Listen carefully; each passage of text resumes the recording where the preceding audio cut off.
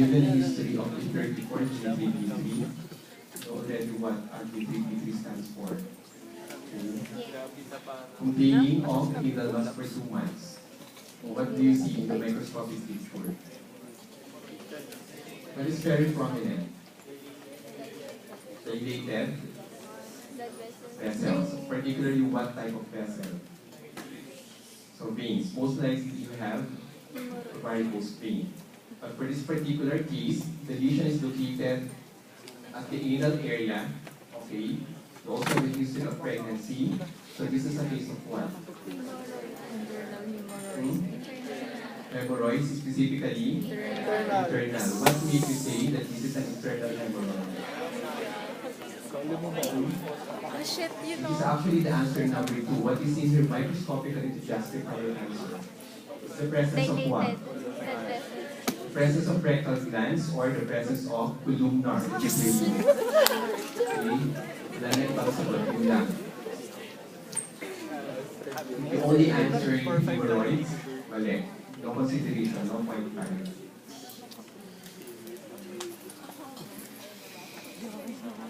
Yung rectal glands mo. It should be covering the dilated varicose veins. Okay? So when you only saw squamous epithelium, you diagnose it as external. But if you see both of them, what will you call it? You call it mixed type or mixed hemorrhoids. Okay. So this is a cross-section of the artery. So give the diagnosis. Atherosclerosis. If you answered atheroma, mali. I will not consider. I'm not asking for the structure. I'm asking for the condition for the disease. Okay? Give 2 complications. Ischemia, infarction, thrombosis, embolism, rupture, hemorrhage, ulceration. Sorry?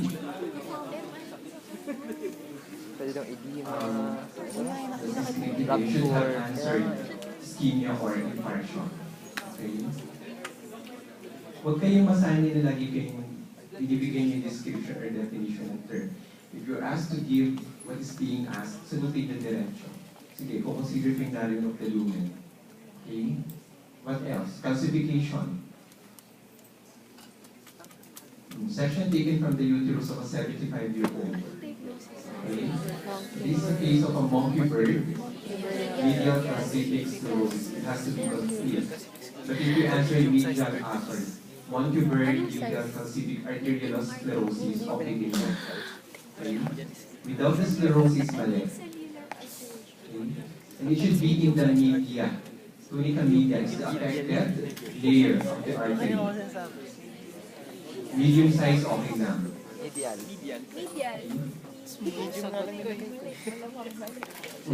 This is alteration of the medium size arteries. Section taken from the face of a 2-year-old boy. What do you notice? We have dilated blood vessels. Okay? And we have actually an increase in the number of blood vessels. And the location is on the face. Take note, you also have a patient who is just 8-year-old. A very common among pediatric population and on the face is the case of cavernous hemangioma. Okay? This is cavernous. Mas malaki siya kumpara sa capillary. And what do you notice? How will you describe or compare the distribution of the blood vessels in capillary versus cavernous hemangioma? Saan yung mas magulo? Mas magulo sa cavernous. Sa capillary, mas organized. Okay? And then mas closely packed, na mas maliliit. Okay? This is blood vessel because you have the presence of RBC. Otherwise, this will be a case of lymphangioma. Okay? Empty, dilated vessels or lymph vessel. Okay? Is this benign or malignant? Benign. Obviously benign. And the rough metastasis is none. None. This is a benign case.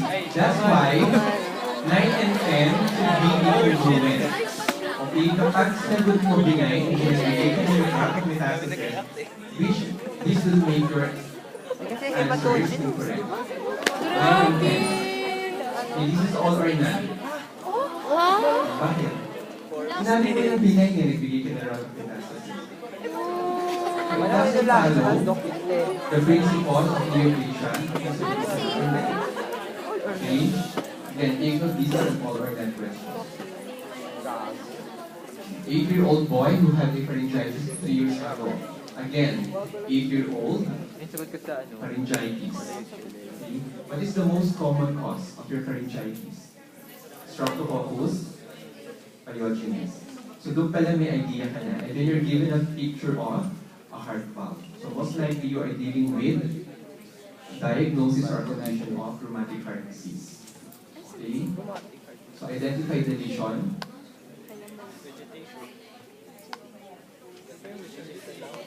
This is a vegetation. If you answer Veruca or Verucae, pwede tama din. So it's only either Verucae or vegetation. Okay? Valvulitis is next. Okay? You can have valvulitis even without vegetation. 8-year-old boy who had pharyngitis 3 years ago, same case, but this time we have a microscopic section of that vegetation. So identify the encircle structure. Yes, this is your Ashoff. D. How do you spell Ashoff? O-double-L. And one of the composition of these structures is the lymphocytes. Okay, apart from lymphocytes, you also have your activated macrophages known as anisotrophil cells. But this time, the lymphocyte, the specific type of lymphocytes comprising this Ashoff body is what specific type? T lymphocytes. T. Okay. T lymphocytes. Remember, your eliciting an immunologic reaction. Diba, is your T lymphocytes capable of eliciting immunologic Dalawa lang nasulat. reaction? Ilan sa'yo? Carditis na lang nasugod ko dyan. Basta may T, okay lang. Okay? Basta may T. Single T lang. Single T. Korea lang sagot. Enumerate 3 of the 5 major manifestations of your RF according to the Jones criteria. Diba, you have 5. One is migratory polyarthritis, Sydenham Korea. Korea lang mali. Bakit? Maraming Korea. Huntington's Korea. So you should write Sydenham. Okay. What else? South Korea. CRP is under minor criteria as well as your ESR. Elevated CRP, ESR, subcutaneous nodule, major. Ano pa? Erythema marginatum is a major also. What else? Kung arthritis lang and carditis. Pancarditis. Pancarditis.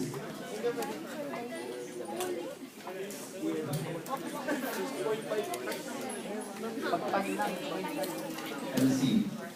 Pero sige, carditis sige na. Yay! Okay, what else? Ano pa hindi na rin siya? Hindi na yan. 50-year-old male presenting with chest pain. Again, 50-year-old chest pain. Take note of the duration. 4 days duration. And take note again of the physiologic feature. What's your specific diagnosis? Recent or acute myocardial infarction. Because we have acute inflammatory cell interface and then some of the myocytes have lost their VI. Pero meron pa rin yung iba. Okay, so this is a case of recent or acute MI. Otherwise, if this is an old infarct, what do you expect to see? Fibrosis and increased vascular hypertrophy, increased neovascularization, angiogenesis, and fibrosis. Okay. Give the specific or the cardiac biomarker to support your diagnosis. I will only accept TROP-I, troponin I, and T. The answer is CKMB, mali. Why? Hanggang kailan lang mag-tick or mag-rise yung CKMB mo? It's actually until 72 hours. Beyond 72 hours, your CKMB or CPKMB goes down to the normal. Whereas your troponin B and troponin I, they are still elevated 7 to 10 days.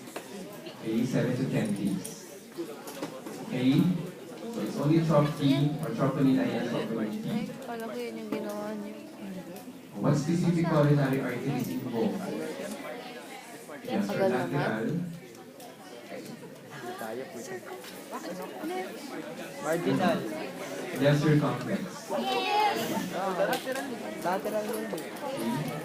Which one is the the most commonly involved? Yes, so that anterior.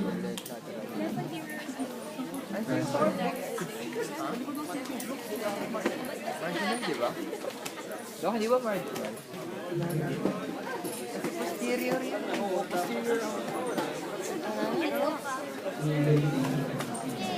Your body is so you call it. This is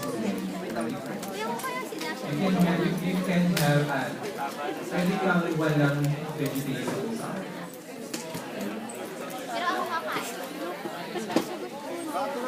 and then history 3 years after. Pwede kang have Nalatan ko yung margin. question. Katanong ko ba?